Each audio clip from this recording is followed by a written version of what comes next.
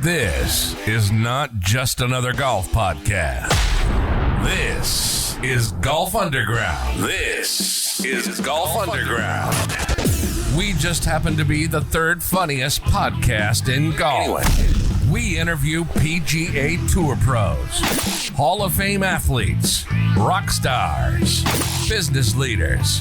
Sure, we talk about golf, but we have fun. All right, let's do it.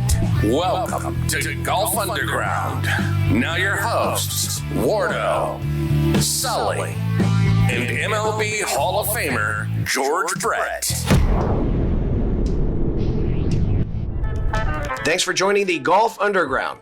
Now, the Golf Underground is brought to you by Star Companies, KC. Experience a more energy-efficient and comfortable home with Star's insulation services. Regain Functional Medicine. Feel better, function better, move better, and look better. Regal Distributing, specializing in the distribution of food service and professional cleaning supplies to a variety of industries. Cowell Insurance, providing brokerage and risk management services for over 25 years. Sono Orthopedics, care plans backed by research and clinical results tailored perfectly to individual needs. Bob Sight Ford and Bob Sight Independence Kia, where you'll score a double eagle on your next car or truck. Sheridan's Unforked, eating good and feeling good. Lewisburg Ford, nobody sells more F-150s than Lewisburg Ford. And Celebrity Greens, put a custom PGA caliber putting green in your backyard for the ultimate golf experience. Now, onto the program. All right, welcome to Golf Underground, back in the stable. We just had a nice Masters preview show. George is back from Scottsdale. The sun hasn't aged you. You still look 70. He does have a little eyebrow straggler. Get that. Hey, he's got some nose hairs right there. That's crazy. I sit and look at old pictures. I had real, Hey, my eyebrows like use a microphone, will you? I had them like you. And now I don't have eyebrows. I don't know what the fuck happened to them. I don't have eyebrows. I didn't notice that. One morning I'll have one that long. It'll be this long. I go, what the hell? And then it's always dagged. You got to pluck it. I never noticed. You don't have eyebrows. I don't know. Jeez, you look like Fire Marshal Bill. You remember him from In Living Color? Like a burn victim. You know, let me tell you something, George. I was lighting a barbecue one day, and it wouldn't go, so I started blowing on it. All right. Well, we got a great program here. We've got two great Kansas City, that's they're athletes, they're coaches. We got Justin Hoover. He's a great quarterbacks coach of another great man, Skylar Thompson. He for you Chiefs fans, let's go. He's K-State, so a lot of K-State fans. Not a lot of Dolphins fans, but that's okay. Yeah. Absolutely. Your roots are KC more than anything. Let's be honest. Absolutely. You know, and of course Hoover, you walked in and I got a little background on you, and I remember when our boy Carter Putz, you were coaching him, and you were fairly new in the building this coaching business, and of course Carter went on to break every Kansas State record as a Bishop Miege quarterback, and at the time Drew Locke, I remember Carter was working out with Drew, and they always talked about you, and who is this guy? Like now I get to meet him. Good people, and then all of a sudden you look smart. You look good. That's the kind of the business strategy. Brilliant. Yes, we can all do that, right? Yeah. Absolutely. So that's awesome. So guys, thanks so much for coming today. Today we'll talk about two things. We'll talk a little bit about golf and sort of how it's you can't play football all the time. You got to do something for fun, and we'll certainly compare some golf and football and those sort of things. But it's great to have a good athlete like you and a great quarterback coach like you to join us. So thank you. Yeah, absolutely. Thank you for having us. Yeah. So all right, let's talk a little bit about when you knew. Obviously, I'm guessing you played all the sports growing up, but talk through like your childhood as an athlete and why football became the thing it is today. Yeah. Well, like I would say, like many athletes, I grew up with a ball in my hand. Whether if it was football, baseball, basketball, any type of sport, I was always in it and having fun. And just growing up, I was always in it. I was surrounded by my dad was a basketball coach, uncle, grandfather. We're all coaches. So I just grew up around really in the gym. Honestly, is kind of where I started out my sports career. And family ended up moving to Kansas City and kind of establishing ourselves here. And one of my promises to my dad, I'm the first person in my family, especially on my dad's side, to play football. So nobody's really familiar with the game or whatnot, but I wanted to play football. And so when we moved to Kansas City, I was like, Dad, you got to let me play football. And sure enough, he signed me up. In my first year, I was right guard and started my football career. So, and it just kind of took off from there. I got in position to start playing quarterback and just fell in love with the position and the game and the responsibilities. And you just fell in love with it. And I was, having some success and realized that I could do something with it. So just kept on progressing. My dad surrounded me with great coaches and great people, and then getting connected with Coach Hoover and just finding ways to improve my game and be the best player I can be. And it's been a fun, enjoyable process. I've loved the game of football and all that. But I mean, I'm a sports guy. I like everything. And picked up on golf here recently. So what was the recruiting process like? Obviously, you were good in high school, ended up landing at K-State. What was that like for you when you're talking with all these teams? And where did you want to go, or who was in the mix? Yeah, my recruiting process, I would say, was a little slower than most. But for me, it was all about just getting an opportunity to go play somewhere. I wanted to go somewhere that, one, I was wanted, and two, it was a good fit for me. Educationally, school-wise, and football.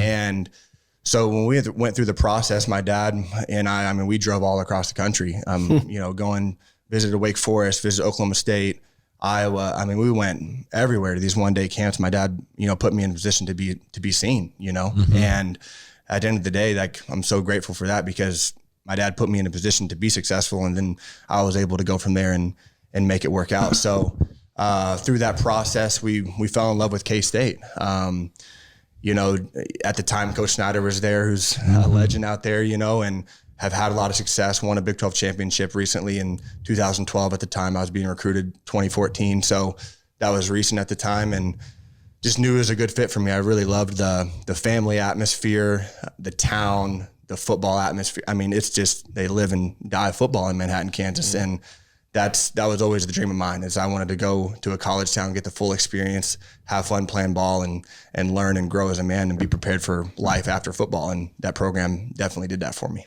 How does K-State get such great players?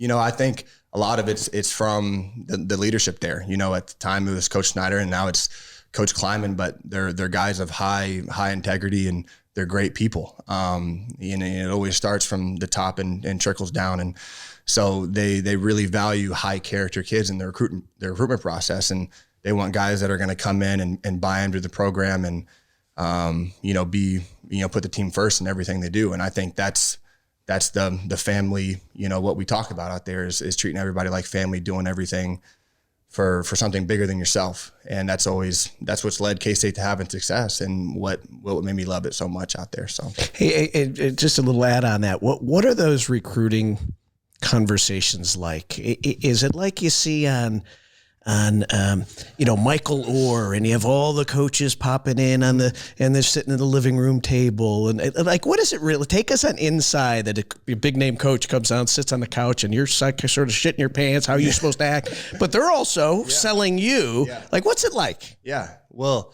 I'll tell you what, just hearing who talk about, the guys going through the recruiting process now, and just how much it's changed in just the recent years, especially with NIL. And I talk about my recruiting process, it makes me feel just super outdated,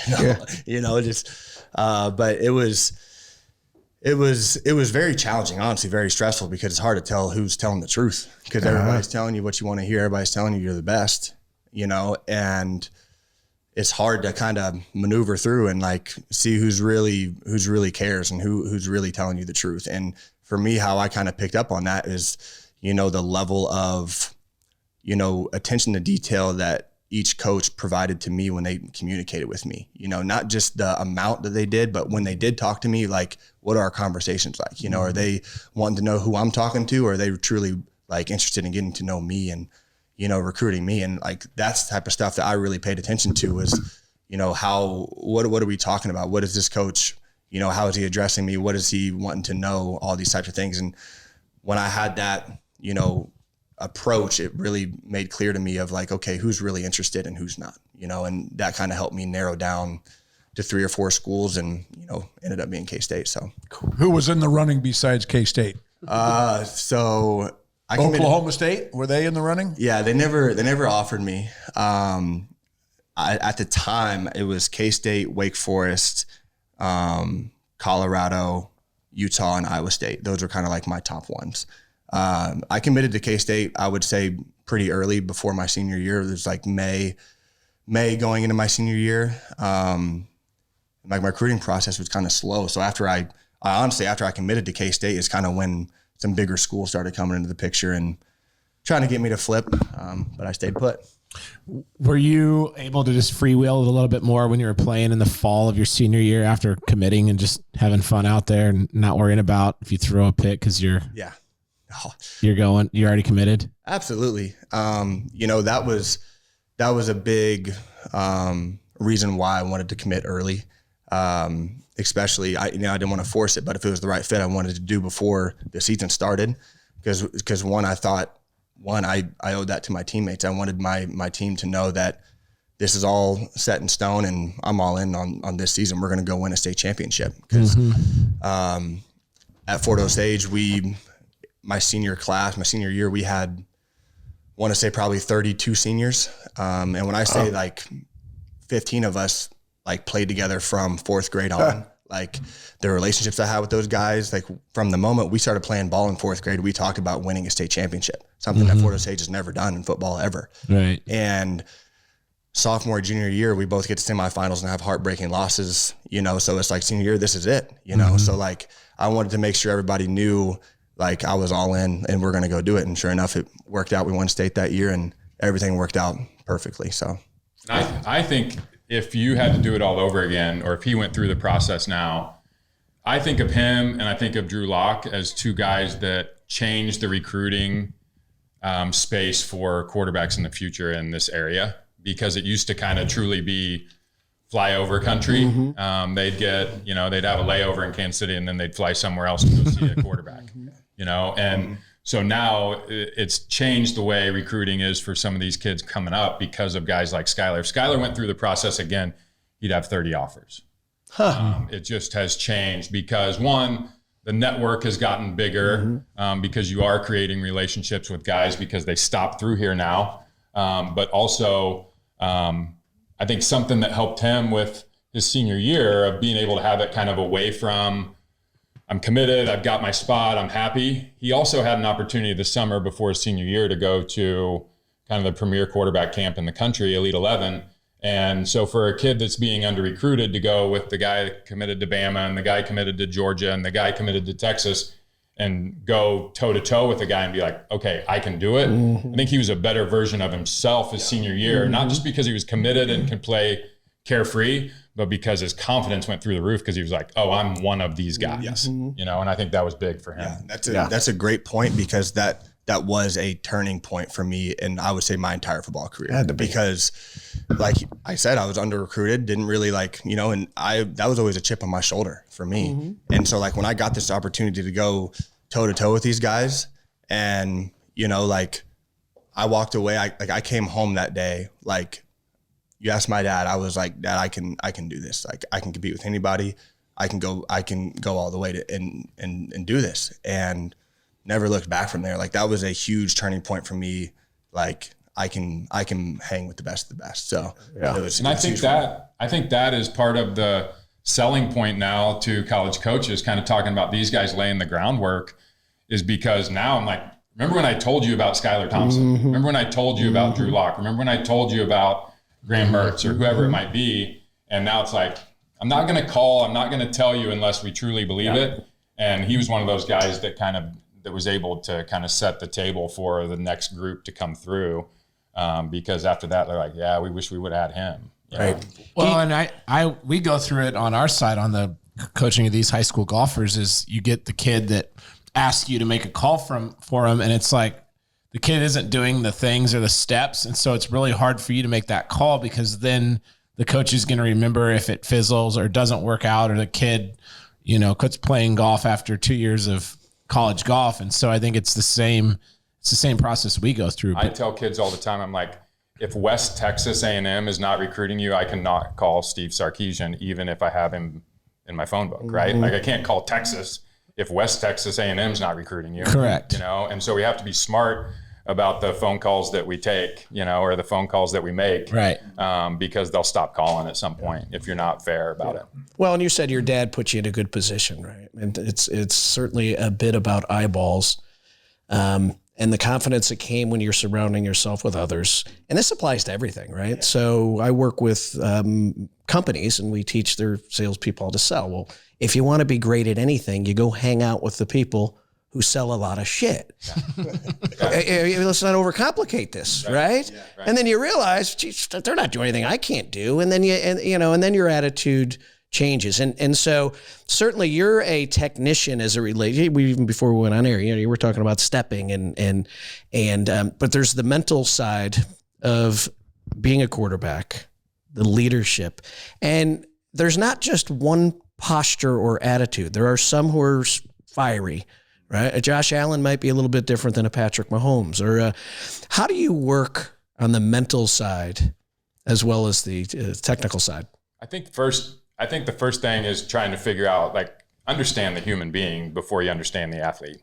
Like, I can't fix the way he drops back or the way he throws until he trusts me. So have a relationship first. So I think that's big, because then, and him and I now are. Some of these other guys, like most of the time when you're a high level guy, everybody's calling, everybody wants something.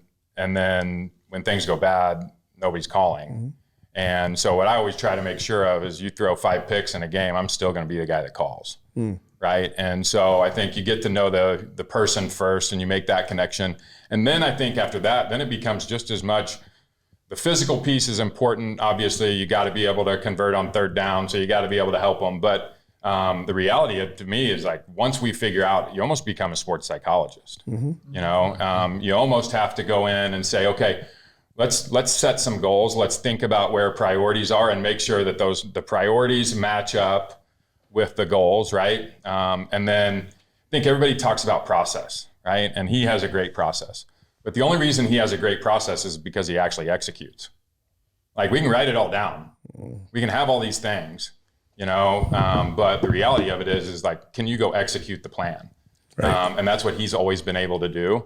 And so I think that's, to me, the technical piece will take care of itself if you have somebody that's willing to execute. And also, I mean, we did this yesterday. We kind of tried a couple new things, never done it before with anybody. How'd you feel? That's what I try to always ask them is, what do you feel versus like, hey, do this, and so that's really where the technique comes in, is getting him to understand what it's supposed to feel like. And then, that's when your muscle memory can kick in. Once you go, okay, store that one. That's the one, right? And so I think give us an example of what you tried yesterday. So one of the things that he's really trying to do is kind of maintain posture throughout the play. So stay in a position to throw it, even if the play's extended from the pocket, right? Or in the pocket, but kind of has to move around a little bit. A lot of times what he'll do is kind of stand upright and lose his base a little bit. And so we tried some things where we're kind of hopping around on one leg and trying to create as much power from that back foot as we possibly can. And then we worked on some shuffle things where it's almost like, you're almost fielding a ground ball and then getting another one right after it. And basically it keeps your knees bent and your butt back and some things like that, just to really kind of exaggerate posture and exaggerate that athletic position. And then you kind of reverse engineer it from there. Then you build it around a concept on the field and a drop and a play. But you got to start with the fundamental side of it from, base, balance, load is what we talk about a lot. Are you sturdy in the pocket, great balance, and then obviously your ability to move in that position rather than, kind of the old saying of like, if you stay ready, you don't have to get ready, Yeah. And so that's what we're really trying to focus on. So those were a couple of the things that we kind of played with yesterday. So the season ended. You came back to Kansas City. Yeah. Right. You live here in the off season. Yes, I do. And you work out. I'm sure the season ended. You took a little bit of time off to let your body recoup, relax a little bit. Yep. And now you're working out. You have OTAs. I still don't know what that means. I was with Offensive. I was with Mark Donovan and Clark Hunt the other day trying to get this damn thing passed. Bragger. And of course they didn't pass it. But I was talking to Clark and he said, yeah, we got OTAs coming up. And I didn't want to sound like an idiot and say, what does OTA mean? Because I hear it all the time. But so you come back. How often will you work out here? Or where do you work out at? And Shawnee Mission East sometimes, right? Yeah. are you? Let's go watch. You gotta let me know. Yeah. I'll run some patterns. No, for you. so Sully, God. Sully's like got the same height as what's his name? Tyreek. Yeah. Tyreek. He's not as fast And he's as Tyreek. he can play the Chris Jones on the defense. He's loud. I could play defensive back. Oh, my back's going out on me again. George is yelling at me in the pocket again. So you work out at East once in a while? Yeah. So we kind of just play it by, trying to find a field space. Wherever that works out, and with who's, background with being at East, we were at East quite a bit. We've been at Miege.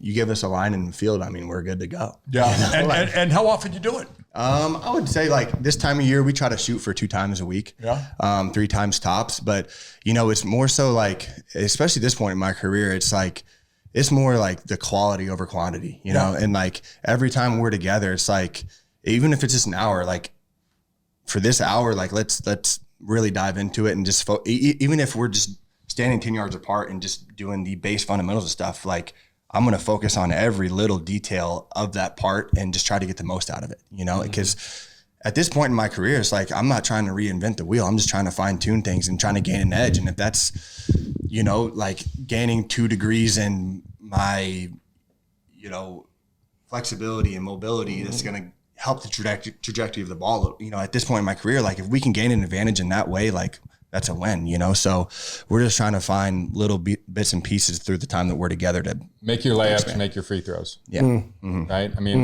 The big stuff will come if you complete those, right? If you make all of those. The timing and things like that will come through organized team activities, OTAs. There it is. Get your pen out. Hang on. Yeah, right Organized We'll get the timing back, we'll get the rhythm back, but you've got to have a fundamental base set. And you got to go in there and be able to play on schedule and be able to make the easy ones first, and then the big stuff comes. Well, it seems like those drills you were doing yesterday, and correct me if I'm wrong, are designed to buy time when option 1 doesn't work, right? And if you just look at, and I don't know the numbers, but the numbers of Mahomes' success outside of that pocket, I don't know if it's different than many, but my guess is there's a lot of that going on. Right? The hand down, you're still living. Josh Allen does a hell of a job. How is he still in it? Roethlisberger did a nice, so some of these guys, of course, Patrick's not a big boy. You guys probably same size. Roethlisberger and Josh Allen a little bit different, but that's probably what it is. Are you seeing more success outside of the pocket? Is that type of quarterback the only option moving forward, that you've got to be good outside the pocket to stay in the game? I think you have to have the ability to do it. I don't think it has to be your best pitch. Yeah. Because the reality of it is, if you go back and you watch Patrick in the pocket, he's lights out in the pocket too. But when you have to move, or when you do get, pushed out, can you still make a play? And that's when the, artistry and the creativity comes into it, and the millions of reps that you have. To say we're going to sit there and play catch from 15 yards away or 10 yards away or whatever, but we're going to change arm slot and we're going to move our feet in a different way. And so again, it's kind of that reverse engineer. Like, we don't need to do 20 reps of running outside the pocket, but we need to manipulate the feet a little bit, because you're not always going to have the perfect opportunity. I think of Brady or a Rodgers or somebody like that, Rodgers is a better athlete probably, but Brady, no one's going to convince you that he was a great athlete, right? But you also see at the end of the game, without having a bunch of Hall of Famers playing offensive line, like, jersey's clean. How did that happen? Well, because he understands space, right? So the spatial awareness is something that you're also trying to create. Like, when do you need to get out of the pocket? When can you step up in the pocket? And so some of that is just simulating some of that to where you learn how to do that more consistently, as opposed to your automatic. And I think that's what guys right now, if you listen to any of the draft stuff right now, it's like, Caleb Williams, he's so good out of the pocket. Well, he better be able to play in the pocket in the NFL. Yeah. Right. The guy chasing you's faster than you now. Right. Right. And it's not that way all the time in college. Right. And so now that outside linebacker runs 4.5, and so I think that's the difference, is like, you got to know when to use it. That's what I think Patrick's so good about, is know when to use it, but he can play from the pocket as good as anybody in the league. What changed, or why is the evolution so different from 20 years ago, where it was more the Steve Youngs, even though he would get outside the pocket? But like, why is it different now where guys are getting outside the pocket more? Is it because of the better natural athletes on defense? I think that's part of it. I think sometimes the defense forces your hand, right? I also think that, and I'd love to hear what you think about this, but I think from a quarterback standpoint, you also have this, in football period, I think there's more of a trickle up effect than there is in other sports. So, you turn on a game on Sundays and they're talking about RPO this and RPO that. Like, you're RPOing 15 years ago in high school football. And then college guys start getting in. Right. And then, because college coaches would be dumb not to utilize what they were good at in high school, right? And then as younger coaches are, you look at the McVays and the Shanahans and guys like that are McDaniel, that are becoming, the innovative guys in the NFL. I think they're saying, instead of thinking about, let's put this square peg into a round hole, like, let's figure out what we can do to, really showcase what these players are capable of. And I think that's been maybe just as important as the defense and the speed changing. I think it took longer than I would have expected. Right? We were talking a little earlier about Chase Daniel, at Mizzou. It was sling, sling, sling, sling, sling. And people would say with quarterbacks like this is they'll never be successful. There's no way. They're two different games. And it's interesting what you're saying is the coaches and the systems have adapted to what people are good at, as opposed to saying traditionally you've got to be a 6'5", Matt Castle size. No, you just need athletes, right? Athletes who have processes and other things. But that's interesting, right? They're meeting the players where they are and getting more out of them as a result. Yeah, I mean, I think if you draft Caleb Williams number 1, the Bears can't run the old 49ers offense, right? Like you would paralyze your quarterback at that point. You better be able to create a system around him that allows him to utilize his skill set. Yeah, totally. All right, let's take a commercial break. We come back. Take us a little bit into the locker room of the Miami Dolphins.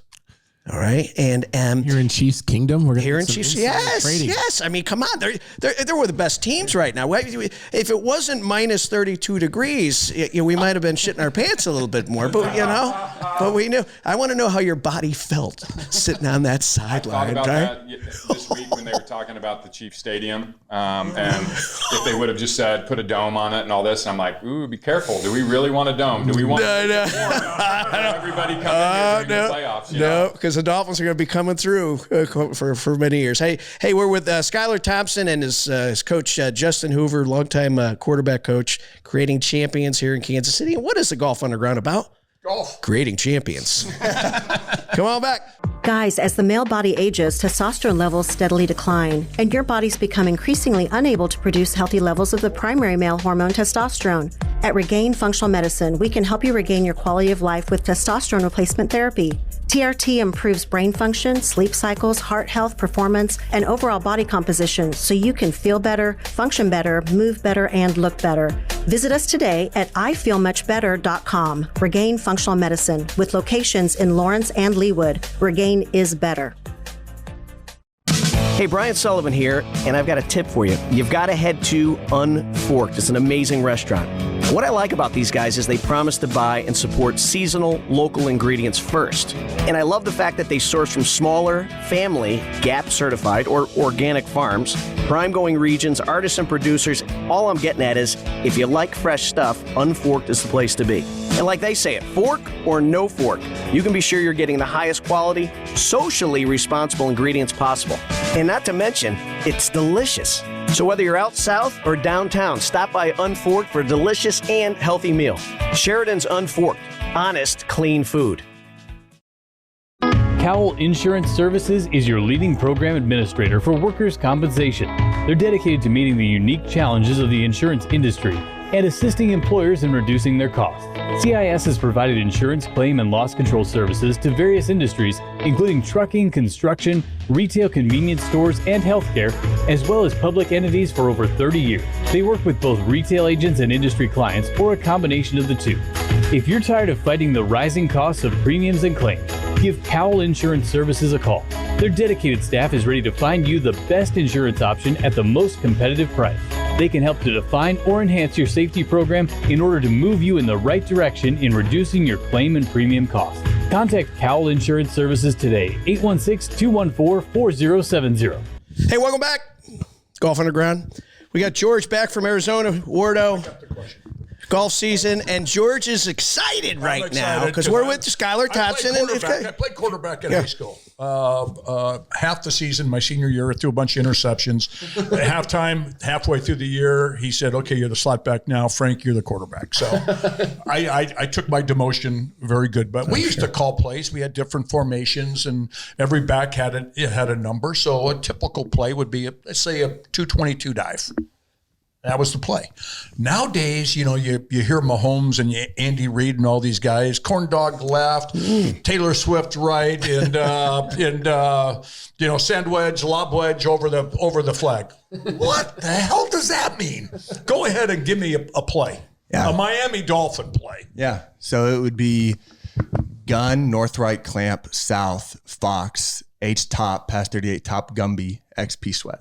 How do you say all that in the huddle when the crowd's going crazy? It's 0 degrees and you've got people yelling. Yeah. Well, it goes into the preparation aspect. Like kind of my process as we go through the week and the plan is in, like I always try to highlight the more wordy plays. Or for whatever reason, if a word or a play doesn't resonate, that I'm having trouble remembering or whatever the case, I'll highlight and just honestly, I study that to where I memorize it. Okay, so what was the first word? So we say gun, tell us we're in the gun, and then north right clamp. North right clamp. What's north right clamp? Formation. Okay. So what's that mean? And then what? So north right clamp, south. South is telling our H where he's lining up in the formation. So it's an empty formation. So north right clamp, south, all formation. Fox is telling our F, he's motioning. And then H top is telling our H he's going to do a top motion around the backside of us, and we're catching the snap. Past 38 top Gumby is protection, tells O lineman what the protection, what the action is, and then XP sweat is the concept. So what's Gumby? That's a question for the O line guy. Yeah. So those guys just have to listen to their part. Because I often wonder where you see the guys kind of pop in the huddle just a little bit. I'm like, there's no way they heard all it. So they're just picking up on that? Yes. And like, that's what, like, it's a wordy, we're in one of the more wordy systems in the Shanahan systems, but like to that extent, like when if you're O-line, you're just listening for 38 Gumby. They know what they're doing, okay. And then like, if you're a receiver, you're listening to the formation, and then oftentimes we're going to tag who is running what, so like oftentimes you're going to be told what you're going to do, especially if you're the primary or secondary guy. So you're really just listening for your segment. And then that tells you, each guy. You're the only guy who has to know all of it. Except for the quarterback. What position is it, running back, that probably knows the second most? In our system, tight end. Tight end? Yeah, because we do a lot of like 21 personnel, 12 personnel, like we're a little bit more heavier personnel team. And we ask our tight ends to do fullback work. They get out in routes, they pass block, they do everything. Like our tight ends have to know a lot in our system. So at the break, you were talking about a play from when you started the Buffalo Bills. Talk through what you were going to tell us. Yeah, so that's what the play I was talking about. Just like that's kind of, there was multiple instances going into that game where I knew the crowd noise is going to be an issue, and hearing a play through the headset. That's one thing I try to explain to people. Like, if you can imagine, like us sitting here on a walkie-talkie in separate rooms, how it's kind of fuzzy a little bit, and imagine 80,000 fans telling you suck, while you're trying to listen to it. Yeah. So I would always try to just memorize the more challenging, more wordier plays, to where when McDaniel would say the first couple words, like, oh, I know this play, I can, it just helps the operation aspect, which I think it's like being married. The play caller and the quarterback have to be married. They got to be able to finish each other's sentences, right? Because it's going to go out. The speaker's going to go out, and he may stumble in his play call or change it and decide that he wants to call a different play, and then he gets the first 4 words out, and the quarterback better be able to finish the sentence and put them in the right play. And they cut it off at 20 or 15? 15. 15. Yeah. And so that's why Mahomes is always doing that, because he's hurry. Yeah. And I thought, like, my transition to the NFL, that was the most challenging part, was hearing the play, processing 17 to 20 words, spitting it out, conceptually understanding everything, then going and executing the play in a timely fashion, because you're on a play clock. So that's still something I'm still trying, like, always searching for ways to how can we make that more efficient. And that's something that I'm still to this day, like, focusing on and working on. What was a typical play in college? Be like gun right out, 60 combo, all dimes. Okay. Well, what's a typical play in high school? Trips left, 3 jet, lock. See, I can do that. 72 dive. You're the jet. Yeah. I think of, so I remember Matt Castle. Victory formation. I think Matt Castle told a story once about when he was here, and it was with Todd Haley. Todd Haley had come from Arizona. Matt had come from New England. And so playbooks kind of are the same throughout the league, potentially, but the verbiage is going to be different. So it might be the same concept with a different language, right?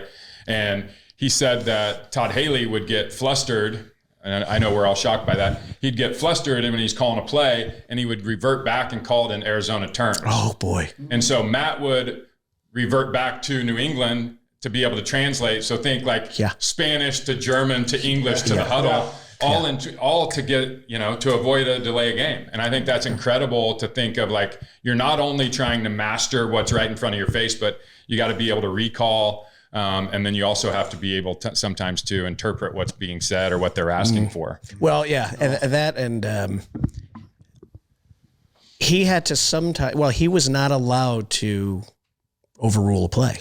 If Todd said it in that gibberish, you're running that damn play, despite that the defense is lined up. You're not going to win this play. Yeah. So he didn't have that flexibility, and I suppose that's always a balance, right? How much you stay in script. Right, you got the sheet music in front of you, but you need to play jazz a little bit too, right? And some coaches are better than others at allowing that, right? Oh, absolutely. I think that's got to be. I would assume Coach McDaniel's that way. I've got to think that that Andy is as good as anybody in the league at it, because it's like I just want to score touchdowns. I don't really care who calls the play. Right. Put us in a better situation. If you're out there and see something that you think is going to work better, you just better have a good answer for it of why you got out of that play. That would be, as a coach, that's kind of what you want is give me the answer for why you went to that. Yeah. All right, let's talk about Miami. Okay. South Beach. All right, welcome to Miami. Did you feel like you were going to be pimping that shit down there? Like, all right, I'm going there. He's engaged now, right? No more pimping. And did you have to leave Kansas City because too many people were buying beers for you under the assumption it was Travis Kelce that they were doing? But I mean, because you kind of look like his stunt double a little bit. The amount of times I've heard that. Oh my gosh. No, I'll tell you what, it was very intimidating at first. Just, it was a big change, like going to K-State, I'm 2 hours away from home. I've always been a Midwest kid. I've always grown up on land, had space, loved to go fishing. you go down to Florida, South Beach, it's a little different, but I think for me personally, it was the best thing that ever happened to me because it was the first time I was on my own, I didn't have, mom or dad to, if I was going through a tough time, could drive out and have lunch, it was like, I had to grow up, and figure some things out. And that was that transition to a new chapter of life was really cool for me. And just being able to establish myself down there, make some friends on the team, all that stuff. I've enjoyed it. And it's 90 degrees and sunny every day. So you spend some time down there and get to experience that, and you come back here. It's okay. Let me ask you a question, Sully. You're living in Manhattan. You want to go fishing. Yeah. You go to your friend's farm pond and you catch a 4-pound bass. Walleye, maybe. Or you go to Miami. You get on a yacht. You go out in the intercoastal, or you go out in the Atlantic Ocean and you catch a marlin. What sounds more intriguing to you? I'm welcome to Miami. Sign me up for the Miami. Just think of the difference. Yeah. Just think of the difference. You drive your pickup truck through some guy's fence. You have to open the gate, close it, go down a dirt road, get out your little tackle box, hope the fish are biting, or you go down and you're in your SUV Escalade or whatever. You pull up to the marina. Hey, what slip is the yacht in that we're going fishing in today? Hey, let's turn on some tunes. Hey, what do you got for food? Yeah, where's the Be realistic. That's it. That's God, you hit a grand slam in the bottom of the 9th, 7th game of the World Series, going to Miami. Holy cow! So speaking of Miami, went to Cleveland. you ever have any nights out or any fun with good old Tyreek? No. Rolling with different folks. Yeah, well, I would say like everybody on our team, one thing that I really pride ourselves like with our organization and our culture, like in our locker room, like when we're at work, like we have a unbelievable culture at Miami, and everybody is in it for one another, no matter if you're Tyreek Hill or, you're undrafted rookie coming in, like everybody gets treated the same, which is awesome. But definitely outside of the locker room, everybody kind of has their own life. And I think that was what was interesting for me, like transitioning to this level of ball is like, you have guys that are 36 years old, married, and have 4 kids, and then you have guys that are, coming in here at 22 years old, single, and, like you just, in the locker room, you have everything, but yeah, no, I haven't hung out with Tyreek. What do people not know about just what happens within not only a locker room, just the team? Like what's it like being an NFL football quarterback? Mm-hmm. Like the stuff you didn't know, even going to K-State, like, wow, anything like what is it? Yeah. Well, I would just say, when you're, we're basically the head coach on the field in our position as the quarterback, and through in college and whatnot, like you experience that and find that. But then when you get to the NFL and you're with an organization, a firm that's paying you to do your job, to do this. And like, I would just say like the level of responsibilities are just even higher. But like, that's what makes me love playing quarterback, I love leading people. I love creating relationships with the lunch ladies, the janitors, everybody in the facility, that's part of the job, and like, that's what I would say that the outside world, you don't obviously get to see. I mean, you have Hard Knocks, you have stuff that kind of give you an insight a little bit, but it's not, they don't show you everything, but like, I would just say and once again, just talking about our culture, like McDaniel has created a great culture of everybody's comfortable in their own skin and coming to work, and we're all in this together, which makes it doesn't feel like work. Yeah. Like you walk into our quarterback room, I'll tell you what, we're watching film and we're listening to Kenny Chesney, or like we have a little break, like we're talking life, like we're humans, on top of work. And that's what I've loved about being in Miami. It doesn't feel, I'm going to work every day and this is fun, like this doesn't feel like work. So that's a credit to our organization and what we've created there in Miami as well. Well, keep playing well, because after the NFL, like the real world, jobs, it sucks ass. I mean, you milk this cow, 15 more years. You just keep going. And we were talking about the 4 amputees at the Dolphins Chiefs. So there was actually 4 fans. What was it like on that cold day, the playoff day? I didn't want to go. I had tickets. About when you got off the plane. What was that like? Yeah. So obviously everybody in the team knows I was from Kansas City. So, everybody, the whole build up that whole week is we're hearing how cold it's going to be. So everybody's coming to me like, hey, how cold is it actually going to be? Harry Lezak. And I'm like, guys, I've experienced cold, but it's saying it's going to be -30. I don't know what it's going to feel like. I can't tell you. So we're going to the team plane that day, and we got on the plane in Miami, and it is 95 degrees. And it is a perfect sunny day, like humid, just how you would imagine a day. And the boys coming in shorts, Birkenstocks, and a and t-shirt. I was one of those guys. Honestly, I didn't pack any of my warm clothes. And I'm like, I'm moving down to Florida. I don't need to pack my coat or anything, So I'm one of those guys that gets on there in a sweatshirt and sweatpants, and like everybody's looking at me like, dude, you're nuts. So we get to Kansas City, we land, and so we're like in the middle of the whatever ramp at the airport, tarmac, the tarmac. And so when we're walking out the door, like we're walking on these stairs. So when you're walking right out this door, I mean, you are like high up, flat. So like you hit it, and it was like gust of wind, just whoom, felt like you just got smacked in the face. And it was cold. And like as soon as we get on the bus, there was like multiple guys like, dude, why do you live here? Like, wow, this is miserable. Like everyone. And I was like just trying to explain to guys like it's not like this all the time. No. But I will say like it goes back to the mental piece. It's a thing that like you realize like, yeah, this is a reality, but like you can't let your mind drift and let it affect, your approach to everything, and just try to shut it out. But it was very, very. How do these guys, like Tyreek came up with no sleeves, and how do you physically do it? It's like sitting in an ice bath for 3 hours. Yeah, well, I'll tell you what. Like there was multiple times where guys were coming to the sideline, like especially after long possessions, like, dude, I can't feel a thing out there. Like one of our linebackers, David Long, like I just overheard him like when he came off after the Chiefs had a long drive and scored, and he was like, dude, like halfway through it, like I'm out here tackling, like Pacheco, I don't feel a thing. Like my whole body's numb.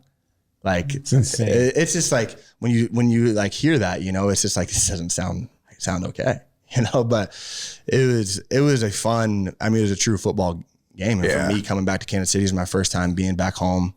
My family was able to be there, and I wish it was a little bit better circumstances for them to enjoy the game a little bit weather wise. But it was a really, really special day, all things considering. And that's good. You got to be proud too to see some of your guys, like Drew was maybe one of your first big boys, right? Now you got Skylar. You probably sit there like on pins and needles, like, well, it was that Sunday or Monday night game when he got in and lit it, and that was pretty cool. Yeah. I mean, I think it's like it's almost now. I mean, you've had relationships for so long with these guys that it becomes like probably a proud dad moment, kind of like. Of course. You don't even think of it as anything else. Like kind of going back to the beginning of talking about kind of understanding the person. Like I care way more about him as a person than I do a player, but to see success and, I remember his first start was against the Jets in New York, and I was still the head coach at East at the time. And we played on a Thursday night, which meant Sunday was our Monday practice. So I couldn't be there. And so I'm literally having my wife and kids text me score updates while we're out on the practice field, because I was just, obviously wanted to be there and would have under other different circumstances. But yeah, I mean, you root for him you hope that he gets to do this till he's, 35 years old, and he can play as long as he possibly can. And then play golf. Yeah. And then play a lot of golf. Yeah. You want to do this? Why don't we take just a quick commercial break? When we come back, We're going to wrap up a couple questions. We're going to do Wardo's famous E9. Rapid fire? We'll go rapid fire. And Talk some golf. And we're going to talk some and we're golf, going to talk a little George. golf. That'll be our lead in, right? Okay. And we don't want to excite him that much. You know, we make champions here on the Golf Underground, right? I mean, listen, Darius Rucker was nothing until he came onto this program. Same with Jim Rowe. Right? It was nothing. Same with Woodland. Same, you name it. We're speaking of Castle. When we can't get a guest, we just call Matt and he'll join. He's like, all right, Sully, I'll do it. All right, you're on the Golf Underground. Skylar Thompson, Miami Dolphins. We got Coach Hoover. All he does is make champions. See you on the other side. What's up, Underground? Sully here with a message from our friends over at Bob's Site. Now, buying a new vehicle can be a bit like buying a new set of clubs, which means when you want to drive the ball straight, you seek advice from experts, golf pros like our boy Wardo. And when it comes to buying your next car or truck, you also need expert advice so that you drive away in style. Well, you now have options with the Site family's expanded dealership, now including Honda and Chrysler, Dodge, Jeep, Ram in Lawrence, Kansas. And they're there to guide you to the perfect vehicle. With a commitment to exceptional service and a real passion for helping each customer, they're like the trusted golf pros of the auto world. And they're ready to analyze your needs and match you with your ideal ride. So step into bobsite.com or visit their Lawrence locations. Experience the difference of a team that's dedicated to helping you navigate your options, ensuring you drive off with confidence and satisfaction. Hey, welcome back. Golf Underground, back in the stable. And Wardo, we finally got to golf because this is the Golf Underground. This isn't the Football Underground. Well, it's just very intriguing. I like to talk about other things than golf sometimes, you know. We have people in the football profession. I think it's very fitting. Oh, yeah, I'm with you. All right, so let's talk about it. I've worked with you twice now on your game, Skylar. Obviously, who have you come in and worked with Charlie? You're getting better, improving, hitting it square in the blade. Talk through your love for golf and what got you into it. Yeah. So it was last year, my first off season after my rookie year, first time I've ever had any free time, like any type of experience where didn't have class. I didn't have and everybody's telling me to not touch a football, take time to yourself and chill out. Mm-hmm. And I was doing that and I was going crazy. I was just I have to find something that somewhat resembles football in a way of a competitive hobby for me to do. It's not super serious, but I kind of feel that competitiveness a little bit.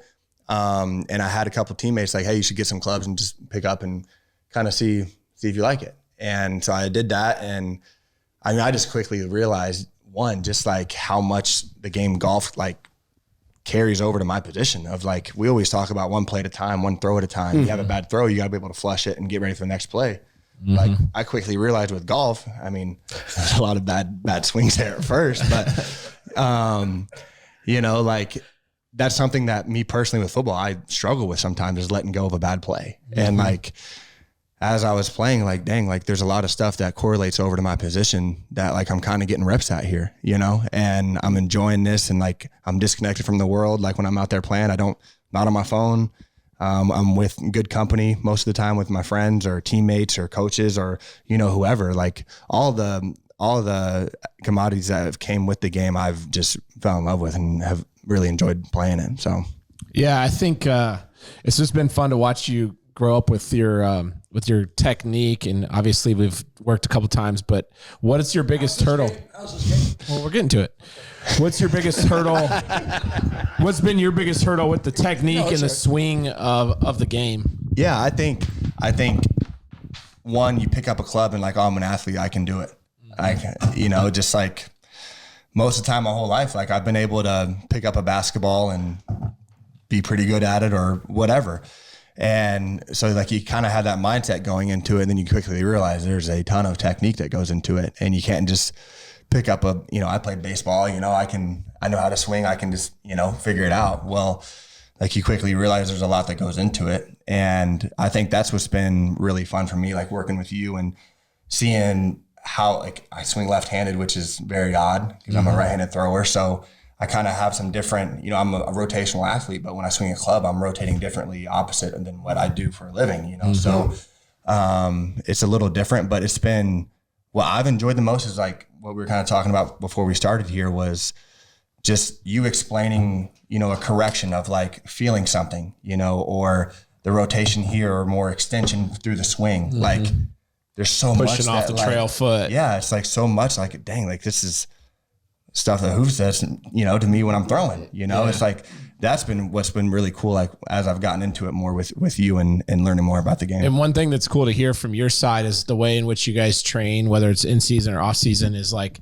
you're not doing as much barbell and heavy lifting, and it's more about pliability, movement, mobility, lateral bend, side bend, all those different things. Which I think we, as the viewer of NFL, we just think NFL big plates and moving a lot of weight around and unilateral positions where it's so much about rotation, or your body's in a compromised position. You got to make a throw sidearm, and so I think that's pretty cool to know that these golfers aren't really training that differently than an NFL quarterback. Mm-hmm.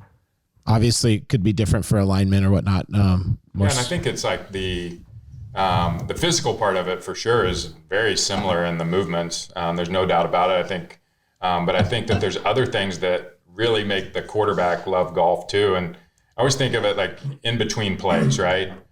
For a quarterback, you have the play clock clicks on, and for a golfer, you walk to your ball, mm-hmm. And you have time to get ready for the next play or the next throw or the next swing. And so I think that there's a lot of things that match up that are really cool. And it's not surprising that you get addicted to golf, just like and the technical side of it and the feels of it, as you would as a player. Who are some of the other players that are playing or got into golf down there?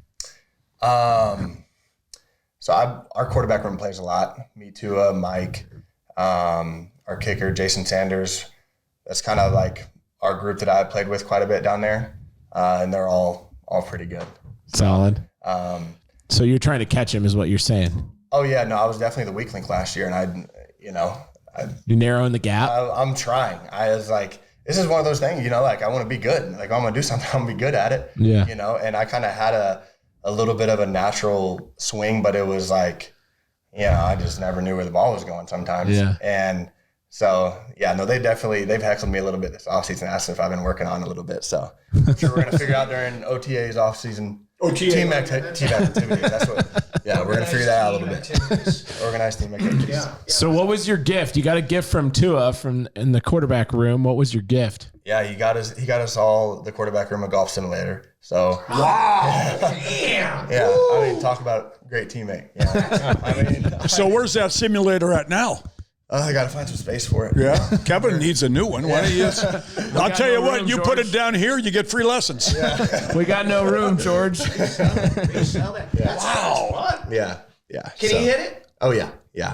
No, he's a good player. So, I think like as we're all talking about, like it's cool for us. Like I said, our quarterback room plays quite a bit and goes out there and stuff, and just our conversations about football, talking about you just get to know each other and create relationships that are bigger than football. And I think like that's what's really special about our quarterback room that we had last year is we spent a lot of time outside of football together. We played golf, we all that stuff. So it was really cool for when Tua did that for us. It was a really cool gift because it's like I would never buy that for myself. Just being honest. Yeah, I think if you like when an athlete retires, George, you would probably attest to this. Like one of the things that you miss the most, like of course you miss game day and you miss the locker room. Yeah. Mm-hmm. And golf provides interchangeable locker room for you, right? I mean, you're paired up with this random guy, but you get to know him, and and so for 4 hours or whatever it is, you have this new locker room of camaraderie and friendship that you're making. And I think that that's a really natural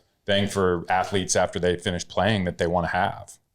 Yeah. I think everyone requires it, right? Yeah, absolutely. Everybody requires and that's what's so good about the game. Like to your point, it's amazing. You meet people and they're friends for the rest of your life, and you meet them on the golf course. What's the quote, George? Huh? What's the quote? I played golf with Ian Scholes in Australia at Royal Melbourne Golf Course. My son was living over there, and I met him at noon. We teed off at 1. We had a little lunch. We get through at 4. Next thing you know, me and my son jump in the car, takes us back to where we're staying.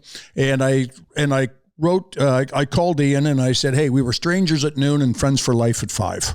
And that's what golf does. Yeah, it really does. You know, you'll be amazed at how many people you meet that you've never played golf with before. And all of a sudden you'll play golf with them, you'll play golf with them again, and they become your best friends. Yeah.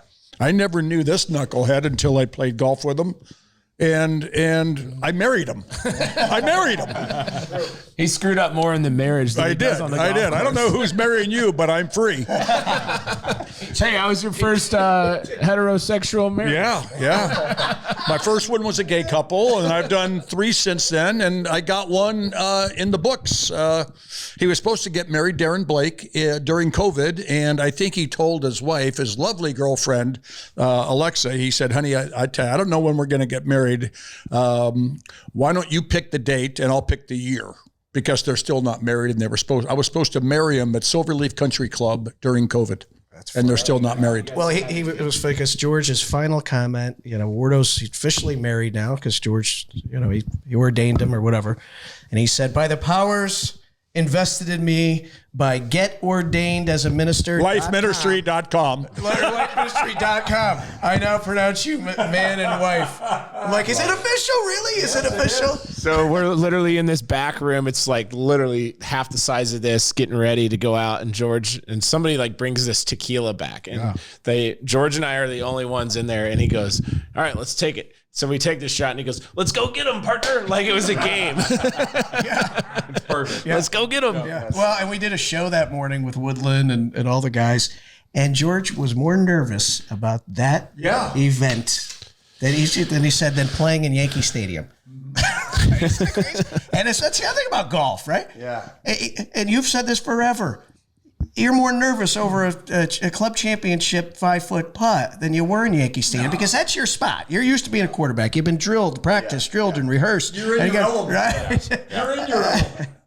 And I'll tell you a funny story. Yeah. Freddie Couples was the #1 player in the world, 1992.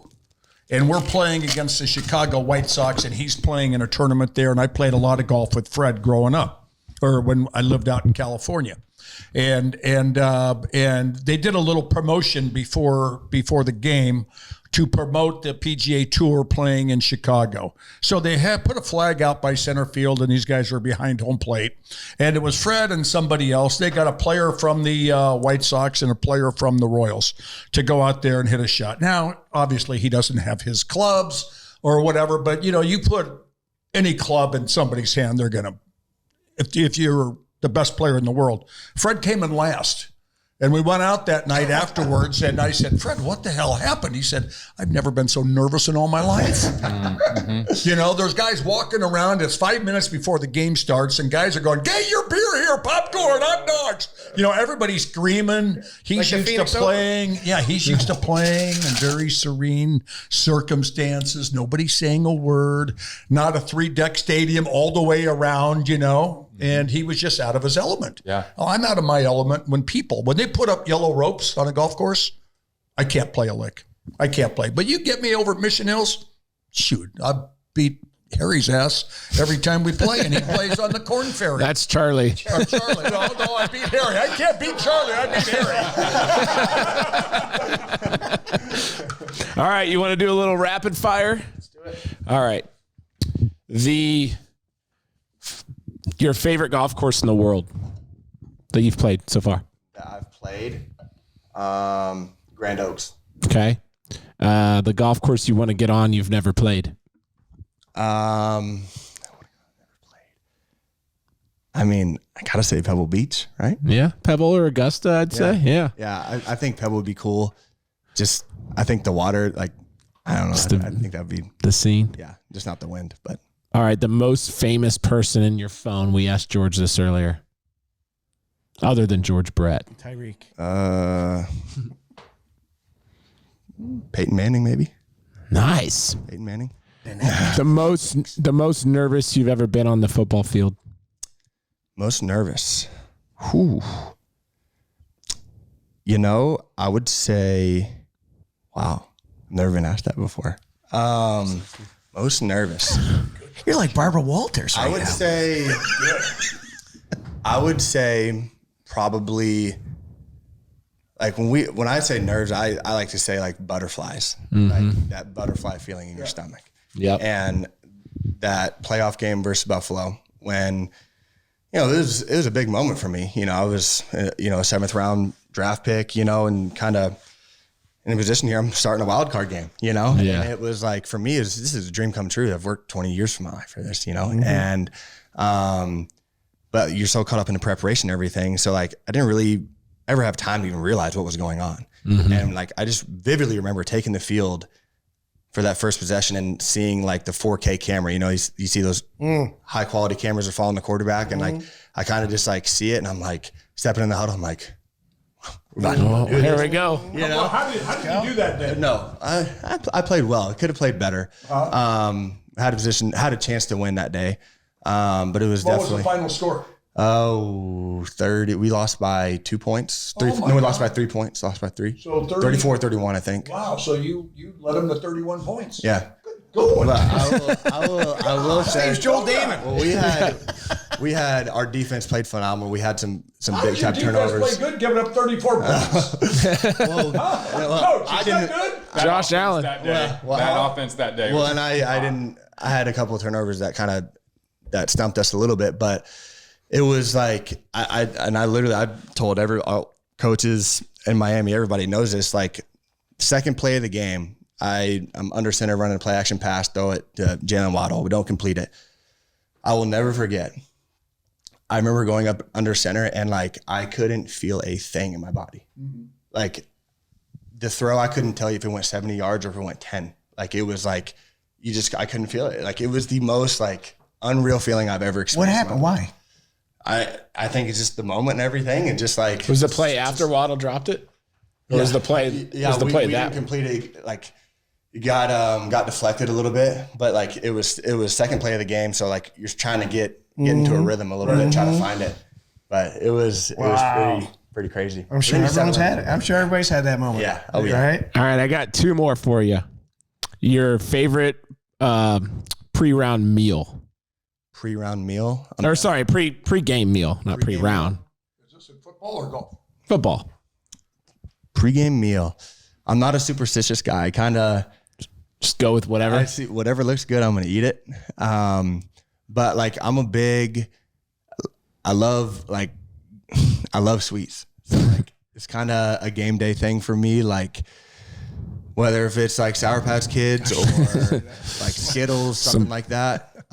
Snort some Pop-Tarts, some Pop-Tarts. That's kind of always like, I don't know, for whatever reason, that's kind of always been kind of a thing that I do. I always have something like that on me a little bit. So, all right, you're playing Pebble Beach, your favorite golf course that you've never played.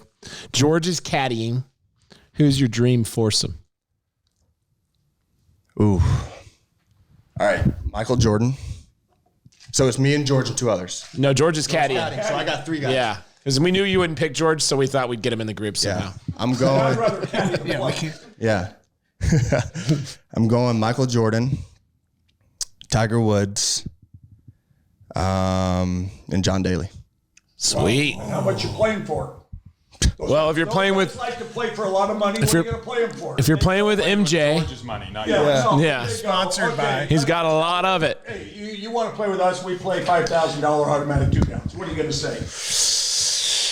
Oh, I don't know, guys. How many shots are you? No, Jordan. Thank you for letting me be. Jordan plays every guy in his group for $1,000 a hole, I believe. So there's your stakes. Yeah, I'm not there yet. Nah, $10. We'll get you there. $10 now, so you'll get him there. All right, I got to go teach. Yeah, before we go Can I ask one more question? One last question. So do you have an established handicap yet? So yeah, I will say no, but I played. So this offseason, I played for the first time. I played my ball the whole way because I always played scrambles, kind of. So I was like, couldn't really tell if I was getting better or not, through that. So I was like, I'm gonna go play my ball the whole time. And first time I shot at 91. Okay. So Nice. So I shot at 91. That's doable. So Hey, well, listen, George and I start. We're playing on Saturday. Yeah, we are playing Saturday. We haven't played forever. Forever. That wasn't a scramble that day. Yeah, it was. It was a 2-man scramble. 2-man scramble. Yeah. Right. Yeah. Yeah. And we We got a big match Saturday. Big match Saturday. And then heading to the ball game. Do you ever go to Royal games when you're in town? Yeah. You want to go? Yeah, I try to. I'm out of town this weekend. I mean, they play 81 home games. Yeah. So if you're not at OTAs, you're always welcome. Yeah. Okay? Love saying thank that. you. OTAs. Yeah. Right. Yeah. Hey, maybe you can get him to throw out the first pitch in some game. You know? I mean, he's pretty famous now. You know what? Kansas State night. They always have Kansas State That's what night, I'm KU saying. night. There it I think is. it'd be awesome. I threw a first pitch for K-State night my senior year. Did you? Perfect. Did not throw a strike. Yeah. At Royals? Yep. Oh, I got a video. When this show's over, I'm going to show you a video. Pull up Don Baylor catching the first pitch. That's all you got to do on YouTube and watch it. It'll blow your freaking mind what happens. Jeez, I'm excited now. Yeah. I'm going to show you this.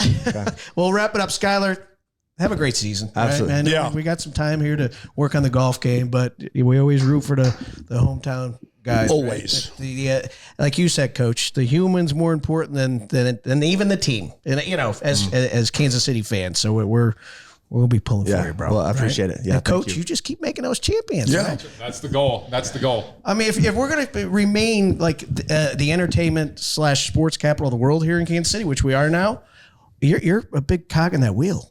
I'm ready. Keep getting me guys like this. It'd be easy. All right, and maybe we'll all go out and golf. I'd love to. I'd love to. They allow fivesomes out there, so maybe we all Yeah. head out there. All right, so hope you had a great time on the Golf Underground. Don't become a Miami Dolphins fan, but please become a Skylar Thompson fan. Follow him on Twitter, Instagram, Snapchat, all that shit. Coach Hoover, he's too old for that. All he does is he's out making champions. So we'll see you next time from the Underground.